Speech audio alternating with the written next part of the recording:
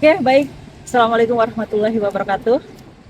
Perkenalkan dengan saya Dr. Citra Asti Rosalia, STMT, dengan NIP 1910821-2012. Saya merupakan dosen tetap di program studi D3 Teknik Aeronautika, jurusan Teknik Mesin, Politeknik Negeri Bandung. Saya di sini akan mengampu mata kuliah Aircraft Materials 2. Mata kuliah Aircraft Materials 2 membahas tentang karakteristik, sifat mekanik, proses manufaktur, serta aplikasi material komposit pada struktur pesawat udara.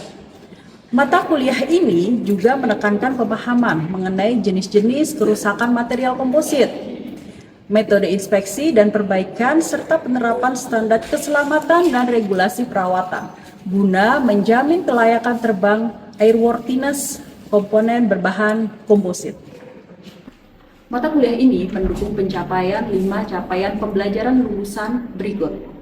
CPL 1. Menguasai konsep teoritis secara umum, sains alam, prinsip-prinsip rekayasa atau engineering principles, dan sains rekayasa yang diperlukan dalam pelaksanaan perawatan pesawat udara sesuai dengan regulasi CASR 465. CPL 2.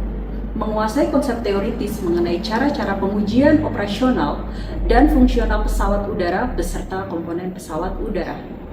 CPL 3. Menguasai konsep teoritis tentang metode penyelesaian masalah perawatan pesawat udara. CPL 6. Menguasai kemampuan berkomunikasi menggunakan bahasa Indonesia maupun bahasa Inggris, baik secara lisan maupun tertulis, dalam konteks profesional perawatan pesawat udara. Dan CPL 7 adalah menguasai pengetahuan mengenai perkembangan teknologi terbaru dalam lingkup teknik perawatan pesawat udara. Capaian pembelajaran mata kuliah CPMK yang ditetapkan meliputi 8 poin. CPMK 1. Mampu menerapkan konsep sifat mekanik, sifat fisik, dan karakteristik material pesawat udara serta prinsip rekayasa material dalam kegiatan inspeksi, perbaikan, dan penggantian material maupun komponen pesawat udara. CPMK 2. Mampu mengidentifikasi hasil pengujian material pesawat udara untuk menentukan kelayakan penggunaan material sesuai spesifikasi teknis. CPMK 3. Mampu mengidentifikasi jenis kerusakan dan degradasi material pesawat udara serta menentukan metode penanganannya berdasarkan data teknis, manual pabrikan, dan dokumen perawatan. Kemudian untuk yang CPMK 4 itu adalah mampu menjelaskan sifat-sifat material serta melakukan pengujian dan pemilihan material. CPMK 5 mampu melaksanakan prosedur dasar penanganan, perlakuan, dan perbaikan material pesawat udara sesuai standar perawatan dengan memperhatikan aspek keselamatan kerja dan lingkungan. CPMK 6 mampu bekerja bersama dengan tim serta berkomunikasi secara lisan maupun tertulis dalam penyusunan laporan hasil pengujian, inspeksi, dan analisis material pesawat udara. CPMK 7 mampu menyusun perencanaan sederhana kegiatan praktikum maupun pekerjaan material pesawat udara yang meliputi waktu pelaksanaan, kebutuhan material, serta penggunaan peralatan pendukung. Dan terakhir adalah CPMK 8, mampu menerapkan ilmu pengetahuan proses manufaktur, beradaptasi, berkomunikasi, serta memecahkan masalah secara mandiri maupun dalam tim di lingkungan industri. Informasi umum mata kuliah Aircraft Materials 2. Semester 2, bobot 2 SKS setara dengan 100 menit tatap muka atau pertemuan terstruktur. Kemudian untuk bahasa pengantar adalah bahasa Indonesia. Model pembelajaran adalah luring, tatap muka dengan student centered learning. Metode pelaksanaan pada mata kuliah Aircraft Materials 2 adalah dengan pelaksanaan pembelajaran dilakukan secara luring dengan menerapkan pembelajaran yang berpusat pada mahasiswa, yaitu student centered learning. Melalui pendekatan tersebut, mahasiswa didorong untuk 1. Aktif berpartisipasi dalam kegiatan diskusi. Yang kedua, menyelesaikan project based learning. Yang ketiga adalah mempresentasikan hasil pekerjaannya, serta bekerja sama dalam tim untuk menganalisis berbagai permasalahan yang berkaitan dengan material komposit pada pesawat udara. Dalam mata kuliah Aircraft Materials 2, kita memakai referensi utama. Yang satu itu adalah Material Science and Engineering An Introduction, William D. Callister. Kemudian yang kedua itu adalah Principles of Material Science and Engineering, William F. Smith. Lalu yang ketiga itu adalah Composite Material Science and Engineering. Kemudian untuk referensi utama, selain pada referensi utama tersebut, gitu, mahasiswa juga didorong untuk selalu memanfaatkan berbagai sumber lain yang relevan, baik berupa buku, standar pengujian, atau standar penerbangan maupun artikel ilmiah yang terpublikasi, guna memperkaya pemahaman terhadap materi perkuliahan ini. Komponen evaluasi pembelajaran pada mata kuliah Aircraft Materials 2 terdiri dari 4 komponen utama. Masing-masing komponen bernilai 1. Tugas sebesar 20%, kuis 10%, ujian tengah semester 35%, dan ujian akhir semester 35% dari total 16 kali pertemuan. Demikian pemaparan singkat yang dapat saya sampaikan mengenai mata kuliah Aircraft Materials 2 pada program studi Diploma 3 Teknik Aeronautika jurusan Teknik Mesin Politeknik Negeri Bandung. Selanjutnya, saya akan menampilkan cuplikan kegiatan pembelajaran yang telah saya laksanakan sebagai bagian dari implementasi proses pembelajaran pada mata kuliah ini. Assalamualaikum warahmatullahi wabarakatuh. Waalaikumsalam warahmatullahi wabarakatuh. Selamat pagi anak-anak semua. Pagi. Bagaimana kabarnya hari ini? Alhamdulillah. Alhamdulillahirrahmanirrahim. Semoga diberikan kesehatan dan juga kelancaran ya dalam kuliah pada pagi hari ini. Oke anak-anak, pada pagi hari ini kita akan belajar dan tentunya bertemu kembali di pertemuan ke-6 pada mata kuliah Aircraft Materials 2, ya, yaitu material pesawat udara 2. Di mana yang pertama ini adalah pengujian material yang sudah kalian dapatkan di semester 1. Pada mata kuliah Aircraft Material 2 ini, saya akan melanjutkan tentang perkuliahan kita hari ini.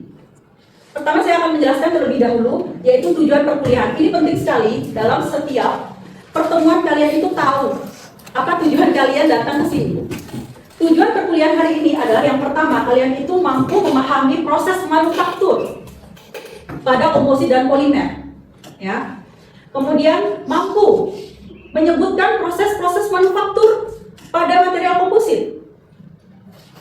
Dan yang ketiga itu adalah kalian bisa memahami masing-masing proses serta bisa mengerti apa sih kelebihan dan juga kekurangan masing-masing proses manufaktur tadi, ya. Jadi itu tujuan perkuliahan kita hari ini.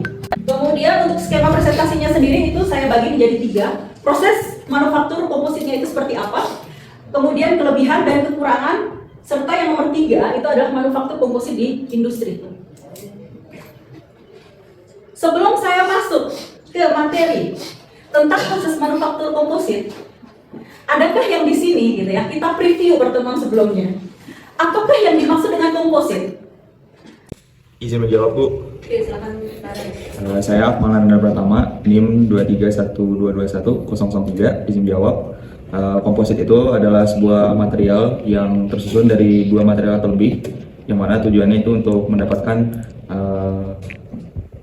kombinasi antara beban yang ringan atau weight yang ringan dan juga kekuatan yang tinggi, Bu. Benar apa yang dideskripsikan, apa itu komposit ya. Komposit itu adalah gabungan 2 material atau lebih, jadi itu bisa lebih, yang digabung secara makroskopik. Untuk apa? Untuk mendapatkan, untuk memiliki sifat keunggulan masing-masing materialnya itu. Kuat tapi ringan, itu prinsipnya. Kuat tapi ringan. Jika kita lihat di logam, dia itu kuat tapi apa? Berat.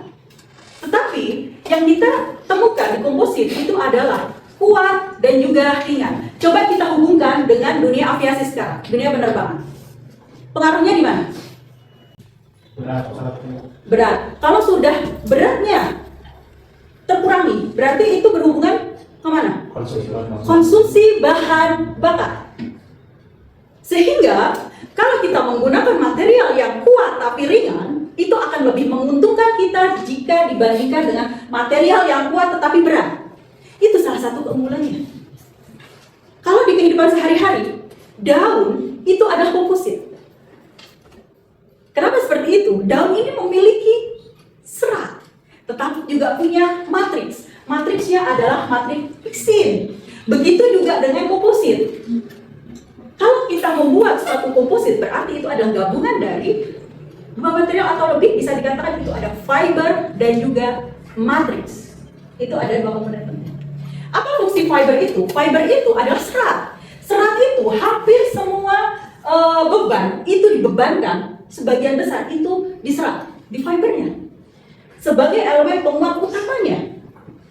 Yang kedua adalah menanggung beban tarik utama. Jadi kalau ada beban tarik utama, itu ada di serat. Lalu memberikan kekuatan mekanik. Nih, kekuatan mekanik itu didapatkan jika memang membutuhkan suatu kekuatan yang besar, itu seratnya ini harus kita perkuat. Dan jenisnya ini seratnya nih yang penting. Kemudian mengontrol sifat anisotropik. Jangan lupa kalau komposit itu adalah anisotropik. Sifat materialnya ini pengaruhnya itu terhadap arah sudut serat. Ini salah satu komponen utamanya. Kemudian menentukan sifat komposit secara keseluruhan. Misalnya tahan panas, tahan kimia, dan ringan. Sementara kalau untuk fungsi matriks sendiri itu mengikat serat agar tetap berada pada posisi dan arah yang diinginkan. Lalu mendistribusikan gaya dari satu ke serat lain dengan mekanisme tegangan geser. Kemudian melindungi serat dari pengaruh lingkungan luar. Mencegah kerusakan mekanis pada serat akibat gesek antar serat. Contohnya apa? Resin polimer. Kenapa kita harus belajar komposit? Perhatikan sekarang pesawat yang terkini dan terbaru. Percentage untuk komposit ini berapa persen kira-kira? Tegar, kira-kira berapa persen tegar? Hampir 90%. 90%. Syukur. 70%. Oke, terima kasih. Jadi, untuk pesawat saat ini itu 75% lebih komponen-komponen pesawatnya itu terbuat dari komposit. Oleh karena itu kita butuh ilmu komposit itu. Dan pada kuliah ini kita akan mempelajari bagaimana proses manufaktur komposit itu. Jenis proses manufaktur komposit. Secara garis besar itu saya perlihatkan di sini. Proses konvensional itu ada hand layout. Kemudian ada juga filament winding. Ya. Ada resin transfer molding. Lalu ada vacuum baking. Jika saya jelaskan satu persatu berdasarkan skemanya, klasifikasi umum proses manufaktur kompositnya itu, ada proses konvensional dan non-konvensional. Proses konvensional, jika dilihat, masih manual, hand layout, paling mudah, paling visible untuk kalian ketika membuat part-part tertentu. Yang kedua, ada juga spray up. Spray up itu, dia itu nyemprotin dong. Semprot fibernya, lalu proses curing. Kemudian ada juga untuk semi konvensional, intermediate. Di situ ada vacuum baking, ya, ada vacuum baking. Lalu ada juga compression molding. Lalu ada resin transfer molding, ada filament winding juga. Sementara kalau untuk yang modern itu ada yang pertama autoclave. Pernah dengar nggak autoclave? Pernah ya, autoclave. Dan satu-satunya autoclave yang ada di Indonesia itu di mana? Di mana dia? Iya, di PT Dirgantara Indonesia. Karena PT Dirgantara Indonesia itu adalah salah satu industri yang memang sudah memiliki autoclave ini dan satu-satunya. Makanya ketika kalian mau membuat spesimen untuk metode autoclave, saya sudah membuat autoclave gitu. Wah, dari mana ini? Kalau dari PT DI oke, karena itu baru satu-satunya juga. Oke. Kemudian klasifikasi berdasarkan molding. Molding itu apa? Cetakan. Jadi sebenarnya kalau serat itu seperti jas-jas kalian, baju-baju kalian itu serat. Baju kalian itu ada serat, tetapi tidak berguna ketika ada gaya atau ada beban yang mengenai kalian. Ya kan? Dia tidak punya kekakuan. Tidak memiliki stiffness. Tidak memiliki stiffness itu. Nah, kemudian kalau untuk stiffness-nya itu, ya, itu memberi kekakuan pada material itu tadi. Ya, jadi kalau aja tidak ada matriks, nggak stiff. Sia-sia. Ketika dikasih pembebanan secara aksial, nggak bisa menahan. Makanya ada matriks itu sebagai komponen stiffnya itu, stiffness, kaku. Jadi ketika kalian membuat suatu struktur, hanya fiber aja tidak berguna. Makanya ada matriks yang memberi apa? Stiffness, kekakuan. Sehingga fibernya itu tadi bisa menahan suatu beban, baik itu beban tekan, geser, dan lain-lain tergantung dengan kebutuhan. Oke, paham ya? Oke, kita teruskan lagi ya. Jadi di sini ada open mold, closed mold, dan other process. Open mold yang artinya cetakannya ini terbuka. Kemudian yang untuk closed mold itu cetakannya itu tertutup. Tertutup, itu closed mold. Tergantung dengan kebutuhan kalian. Untuk autoclave molding nih, ini ada spray layout. Kalau hand layout kalian sudah tahu ya. Hand layout itu adalah proses yang konvensional.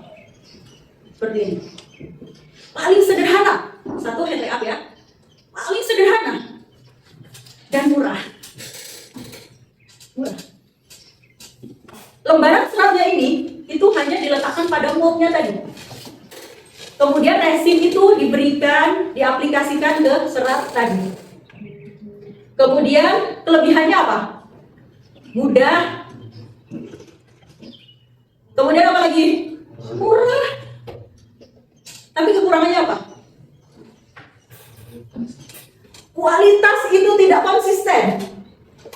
Tergantung pada saat proses pembuatan. Ketika mood bagus, wah, bisa bagus sekali hasil karya kalian. Tetapi ketika pada saat batch-batch tertentu, itu bisa kualitasnya jelek. Itu kelemahannya. Kemudian apa lagi? Void-nya itu juga tinggi sekali. Void itu apa itu? Gelembung-gelembung udaranya tadi. Ya.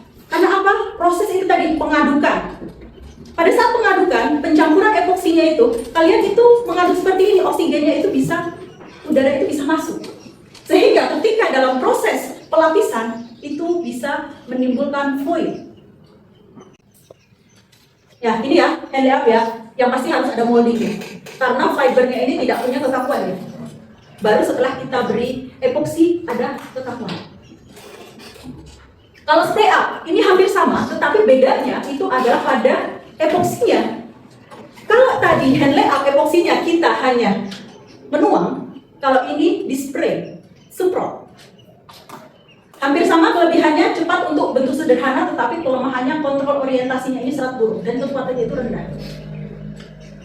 Kemudian ada juga semi modern vacuum bag. Kalau vacuum bag berarti di situ ada molding, lalu kita berikan vacuum bagnya tadi ya, kemudian dihisap. Untuk apa? Untuk apa? Untuk apa, Naren?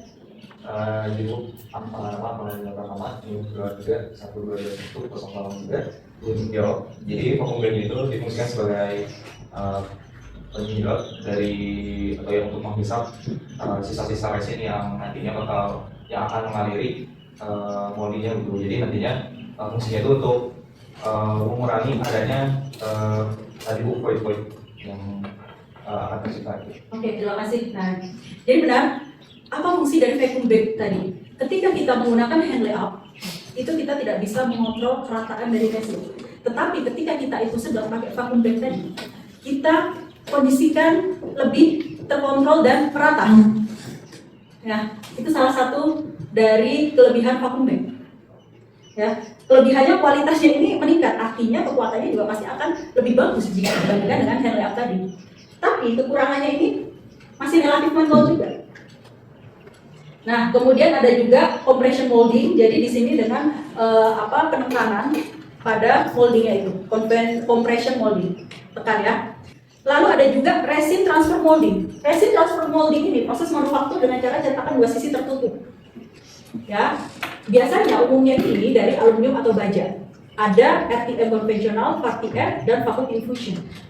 Ini untuk semi modern resin transfer molding yang sering kalian jumpai ketika di kehidupan sehari-hari. Siapa yang pernah mengisi aqua galon.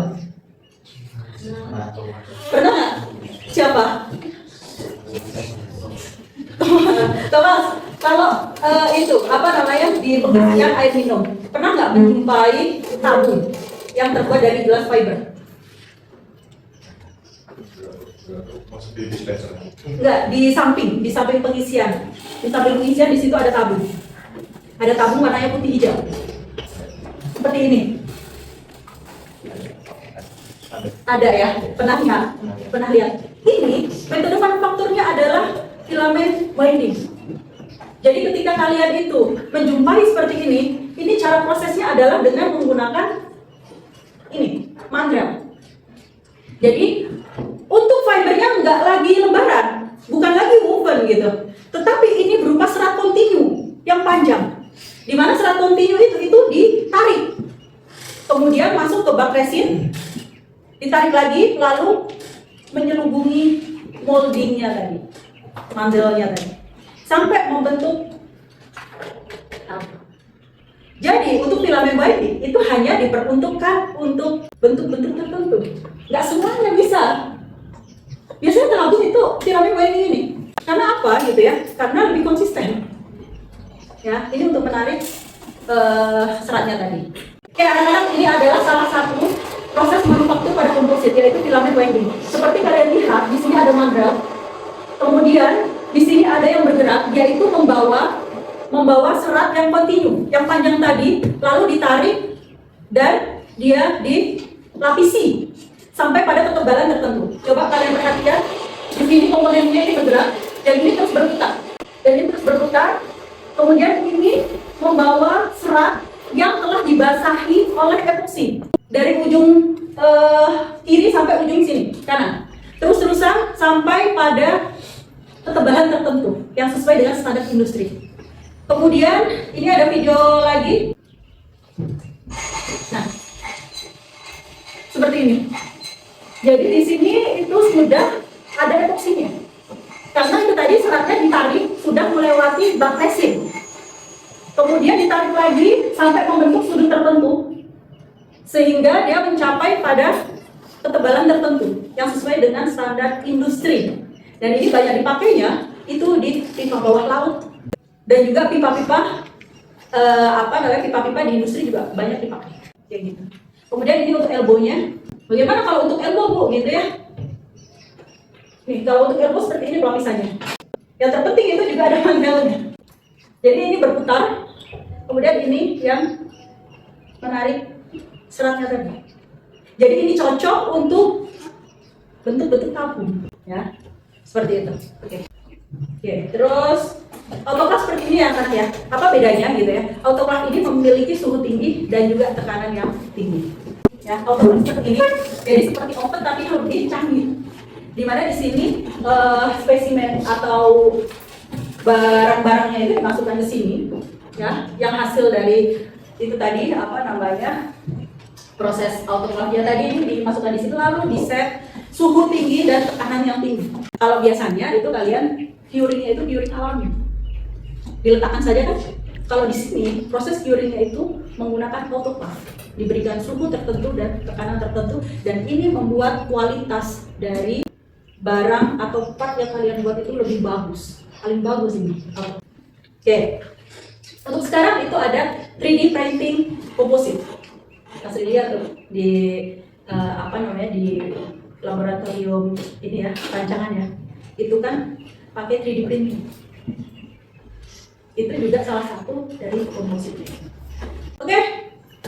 Demikian yang bisa saya sampaikan. Mungkin dari kalian ada yang mau bertanya? Boleh, yang sederhana boleh. Yang sederhana boleh banget. Oke. Ya, saya izin bertanya Bu, sebelumnya nama saya Thomas Rafael Kliat dengan NIM 231221047. Saya izin bertanya, apakah dalam ilmu komposit ini ada spesifikasi khusus terkait perbandingan resin dan katalis gitu? Oke.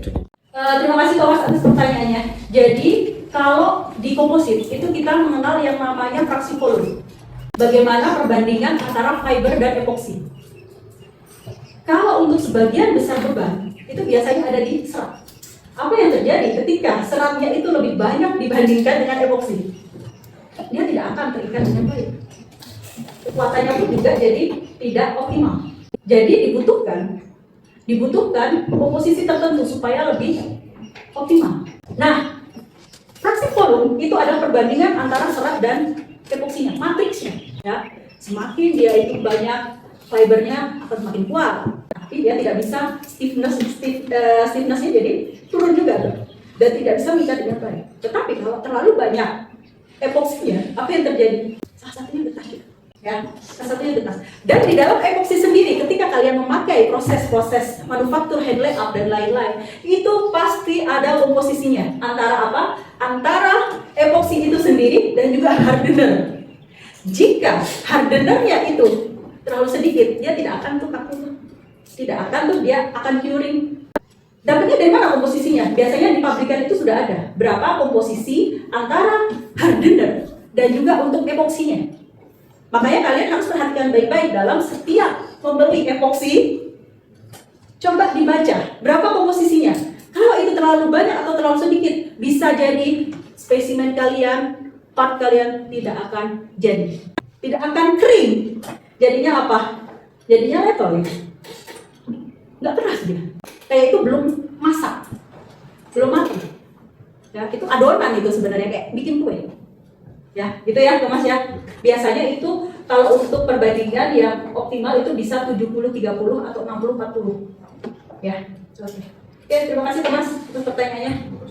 Semoga materi hari ini, materi komposit aircraft materials 2 pada perkuliahan hari ini itu bisa kalian serap dengan baik, dan juga nantinya saya harapkan suatu saat semoga kalian bisa berwirausaha gitu ya, kayak bikin helm atau bikin tutup knalpot dari carbon fiber yang mahal gitu ya, itu bisa menjadi salah satu ide untuk berwirausaha untuk nextnya gitu ya.